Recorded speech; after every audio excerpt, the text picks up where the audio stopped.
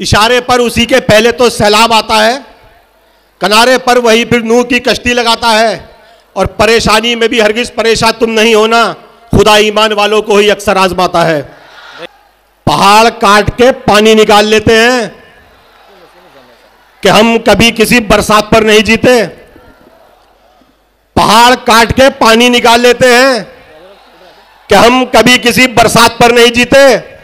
और जिन्हें खुदा पे भरोसा है वो कभी आरिफ किसी अमीर की खैरात पर नहीं जीते। वाह भाई वाह। हमें मालूम है सब कुछ तेरी जो भी कहानी है, तुझे तो बस फरेबो मक से दौलत कमानी है। और भले ही कीमती पोशाक में खुद को छुपा ले तू, तेरा लहजा बता देगा तू कितना खानदानी है। उसको सदके में मिल गई दौलत, बाहुनर बाज़मीर थोड़ी है। और हल्कापन तो दिखाएगा ही वो, खानदानी अमीर थोड़ी है।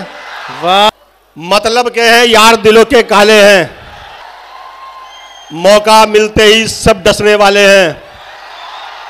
मतलब के हैं यार दिलों के काले हैं, मौका मिलते ही सब डसने वाले हैं। और किसमें कितना जहर है हमको है मालूम, सबसे ज्यादा सांप अमीने पाले हैं। क्या